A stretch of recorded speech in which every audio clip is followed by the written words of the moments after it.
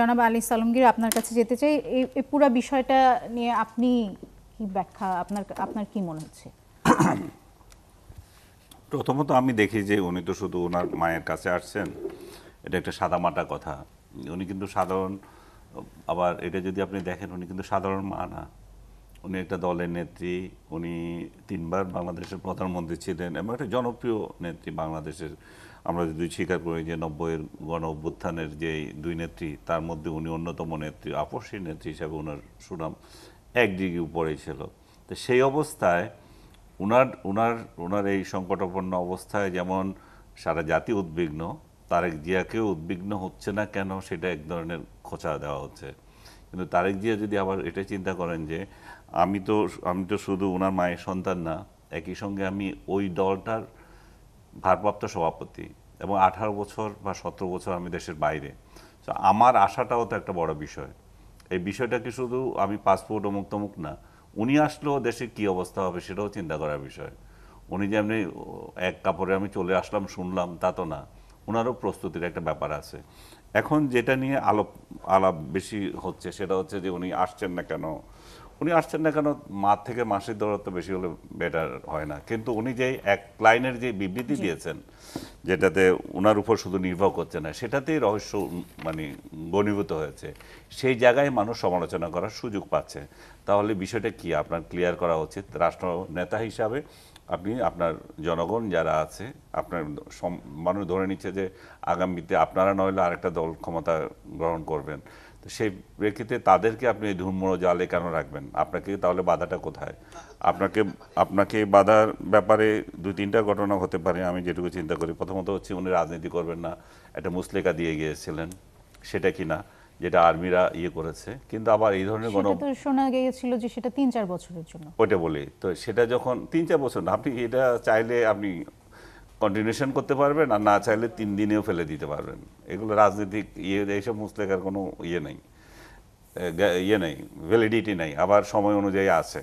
তো এখন ওইটা কিনা সেটা তাদের ক্লিয়ার করা উচিত। সরকারের তরফ থেকে বারবার বলা হচ্ছে আমরা এটাতে নাই, আমরা আমাদের তরফ থেকে আছে। যেমন আপনি বললেন, তো হিসাব যেটা বললেন যে একটা ট্রাভেল পাস নিয়ে চলে আসতে পারে, এটা উনি সাধারণভাবে বলেছেন।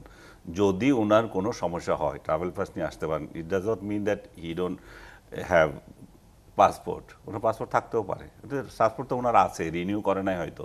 এবং রিনিউর করারও যদি প্রশ্ন আসে, সেটা তো 24 ঘন্টার ব্যাপার। এটাও আমি কোনো ইস্যু মনে করি না। আমি মনে করি না যে ট্রাভেল পাস সংক্রান্ত কোনো ইস্যু ওনাকে আটকে রেখেছে, এটা একদম ক্লিয়ার আমার কাছে।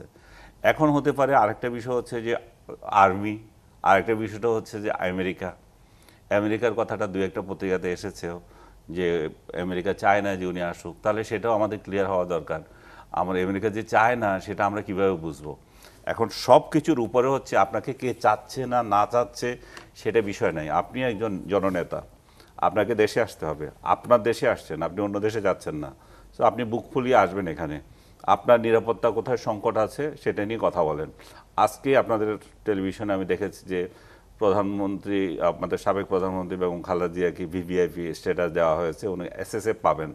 আমি মনে করি তারেক জিয়া কেন এসএসএফ পাবেন না? ওনার যদি লাইফ থ্রেট সেরকম থাকে, আমাদের এখানে আপনি যদি খেয়াল করেন, যাওয়া হয়েছিল, গোপালগঞ্জে গিয়েছিল কয়েকজন নেতা, তাদের লাইফ থ্রেট দেখা দিয়েছে আর্মির বহরে, আর্মির সে কি জানি এগুলোকে বলে, ওগুলোর ভিতরে ঢুকে তারা চলে এসে, এবং তারা বাংলাদেশে কোথাও কোথাও ভ্রমণ করছে, তাদেরকে সেই বিশেষ নিরাপত্তা দিয়েছে, আর্মি দিয়েছে। আমি কক্সবাজারও দেখেছি। তো তারেক জিয়া যখন যে দলটা আগামীতে ক্ষমতায় যাবে বলে চিন্তা করি আমরা, এটা আমেরিকান ইলেকশন সহ বিভিন্ন ইলেকশন আপনি দেখবেন এরকম, যখন যারা তারেক রহমানের সাথে তো প্রধান উপদেষ্টা লন্ডনে গিয়ে দেখা করে এসেছেন, সেটাও একটা বিষয়। তাহলে উনি তো আর যে সেই ব্যক্তি না, তাকে দেখা করে এসছেন। তো উনার নিরাপত্তা যখন শঙ্কিত হয়, আপনি এসএসএফ নিয়োগ করেন এখানে, আপনি ঘোষণা করেন তার এখন খালেদা জিয়ার জন্য আপনি এসএসএফ নিয়োগ করবেন, এটা ওনার কি কাজে আসতেছে? ওনার তো লাইফ থ্রেট নাই। আপনি এসএসএফটা তারেক জিয়ার জন্য নিয়োগ করেন, বলেন তারেক জিয়ার জন্য আমরা এসএসএফ নিয়োগ করছি। তারেক জিয়া এবার কি বলে আমরা দেখি, ওনার লাইফ থ্রেট কোথা থেকে এসছে। ওনার লাইফ থ্রেট যদি বাইরে থেকে আসে, তাহলে সেটা তো দেশের মানুষ প্রতিরোধ করবে। আমাদের নেতা আসবে কি আসবে না সেটা আমাদের ইস্যুজ, এটা আমেরিকার ইস্যু না, এটা ভারতের ইস্যু না, এটা অন্য কোনো দেশের ইস্যু না। আমাদের নেতা আমাদের দেশে আসবে, কিন্তু আমাদের দেশে এসে তার যদি লাইফ রিস্ক হয় সে দায়িত্ব আমাদের সরকারকে নিতে হবে। আর সেই দায়িত্ব না নেওয়ার জন্য সরকারের উচিত SSF নিয়োগ দেওয়া তার পেছনে। জি, আমার মনে হয় আনিস আলমগীর যে বিষয়টি আপনি বলেছেন যে উনি ওনার মাকে দেখতে আসবেন, গতকালও আমাদের অনুষ্ঠানে আসলে এই বিষয়টি নিয়ে আলোচনা হয়েছে এবং গতকালও আমি এটি বলেছি যে এটি আসলেই ওনার ব্যক্তিগত ব্যাপার। প্রবাসী অনেকেই তাদের পরিবারের বাবা মার মৃত্যুর সময় বা বাবা মার অসুস্থতার সময় উপস্থিত থাকতে পারেন না এবং সেটি তাদের জীবনের বাস্তবতা, সেটি তাদের ব্যক্তিগত ব্যাপার এবং গোপনীয় ব্যাপার এবং সেই গোপনীয়তা আমাদের সম্মান করা উচিত। সেটি নিয়ে আসলে কোনো বক্তব্য নেই। বক্তব্য যেটি নিয়ে সেটি হচ্ছে যে বিএনপির ভারপ্রাপ্ত চেয়ারম্যান এবং তার সম্পর্কে এতদিন ধরে বক্তব্য আসছিল যে তিনি নভেম্বরে আসছেন, তিনি তফসিল ঘোষণার সময় আসবেন বা পরে আসবেন, কিন্তু এখন তিনি হঠাৎ করেই বলেছেন যে এই বিষয়টি তার একক নিয়ন্ত্রণাধীন নয় এবং তার দেশে ফিরে আসাই যদি তার একক নিয়ন্ত্রণাধীন না হয় তাহলে দেশের গুরুত্বপূর্ণ দায়িত্ব নিয়ে যেসব সিদ্ধান্ত নেবেন সেগুলো আসলে কার নিয়ন্ত্রণাধীন থাকবে, সেই বিষয়গুলো নিয়ে আমরা আরেকটু আলোচনা করতে চাই। দর্শক, একটা বিরতিতে যাচ্ছি।